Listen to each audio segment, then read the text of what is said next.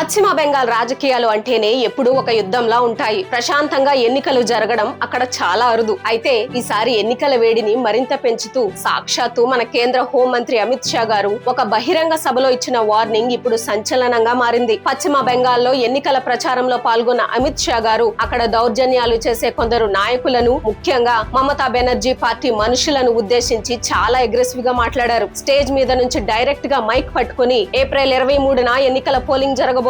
నేను పబ్లిక్ గా అందరు గుండాలకు ఒకటే మాట చెబుతున్నాను. ఆ రోజు ఓటర్లను భయపెట్టడానికి ఎవరూ మీ ఇంటి నుంచి బయటకు రావద్దు. ఒకవేళ వస్తే మాత్రం మే 5వ తేదీ తర్వాత, అంటే ఎన్నికల ఫలితాలు వచ్చాక మీ పని కథం అంటూ ఓపెన్ గా వార్నింగ్ ఇచ్చారు.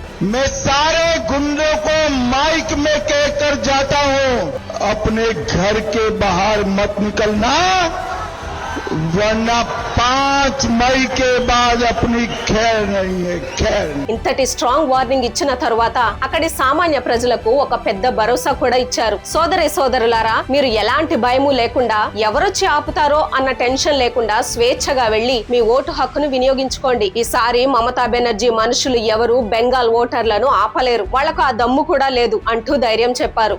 ममता के कोई गुंडे की मजाल नहीं है, इस बार बंगाल के मतदाता को रोक पाए किसी की। అందుకే అక్కడ చిన్న గొడవ కూడా జరగకుండా భారీ స్థాయిలో సిఆర్పిఎఫ్ బలగాలను మోహరించారు. మరి ఈ స్పీచ్ విన్నాక మీకేమనిపించింది? అమిత్ షా గారి వార్నింగ్ తో బెంగాల్లో ఈసారి ప్రశాంతంగా ఎన్నికలు జరుగుతాయని మీరు భావిస్తున్నారా? మీ అభిప్రాయాన్ని కింద కామెంట్స్ లో పంచుకోండి. ఈ వీడియో నచ్చితే ఖచ్చితంగా లైక్ చేసి అందరికీ షేర్ చేయండి. జై హింద్. ఈ విషయం గురించి ఇంకా క్లియర్ గా తెలుసుకోవాలి అంటే ఫుల్ వీడియో చూడండి.